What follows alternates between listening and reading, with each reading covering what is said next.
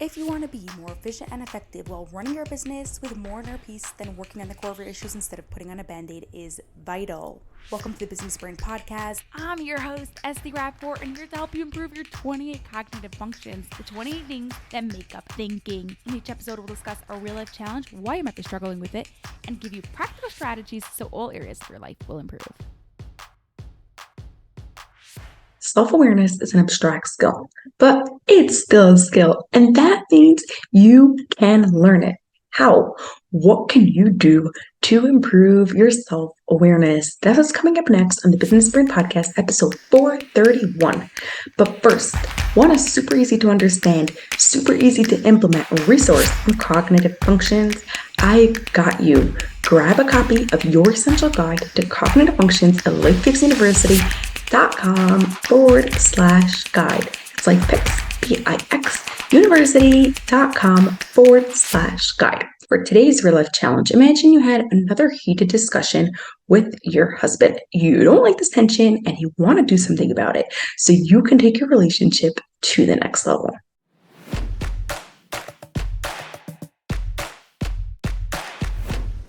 Thinking is not one big thing. Thinking is made up of 28 thinking skills called cognitive functions. Naturally, we all have stronger ones and weaker ones, but those weaker ones are making it challenging for us to do what we want to do, including being self-aware. To be self-aware, you need to use multiple thinking skills, including clear perception, that's taking in information in a clear and organized way, searching for relevant cues, that's looking for cues that are relevant for the situation and what's not, and projecting virtual relationships, that's making relationships that aren't super obvious. My favorite way to become more self-aware requires using these thinking skills and is called metacognition. Thinking about thinking.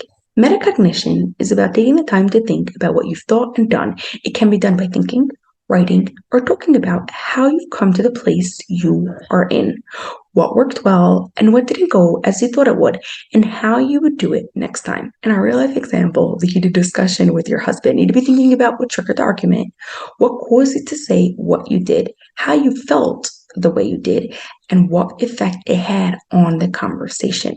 You can do this by journaling, talking to yourself out loud, or having a conversation with another person. True, metacognition happens after it is done, but it will most definitely make you more self-aware. And next time you're in an argument, you'll be able to see what is happening faster, and you'll be able to do metacognition while you are in that argument. Here are some questions that I like to ask. These are not set in stone. These are just example type of questions. What caused this to happen? How did I figure it out? What was the biggest challenge? How are you feeling? Open-ended questions that get you thinking about what caused what happened, how you responded, how you felt, and how you got out of it. I'm going to tie this all up for you by showing you how you need to use your thinking skills to do metacognition. If any of these thinking skills are weak, it is going to be a bit more challenging for you to do metacognition, but you can still do it.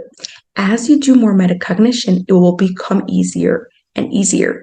As you work on these thinking skills, metacognition will become easier and easier. Clear perception is about taking in information in a clear and organized way.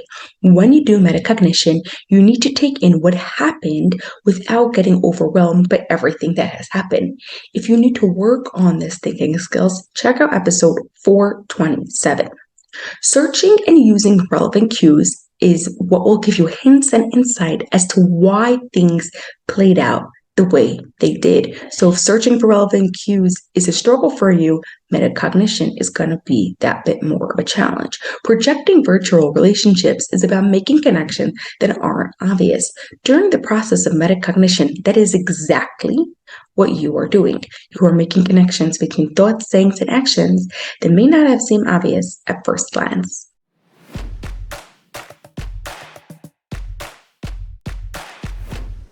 Self-awareness is a skill we don't learn in school, yet it's super important as everything. Every sort of change starts with self-awareness. You are not going to make a change if you are not self-aware. You can develop the skill of becoming more self-aware by doing metacognition, thinking about your thinking. The stronger your thinking skills are, the easier it will be for you to do metacognition. Your challenge this week is to do metacognition at least twice this week, either in writing or in conversation with yourself or conversation with someone else. One last thing, metacognition does not need to be done only when something bad happens. Do it after every task or project that you've done successfully so you can learn from it and have great results next time too. Have an awesome rest of your day, and I'll catch you on the next episode. That's all for this episode of the Business Brain Podcast. If you enjoyed it, please share it with 2 of your business friends so they too can gain from it, and you'll be helping us reach our goal of 1 million downloads by the end of 2025. Cheers to peak brain performance.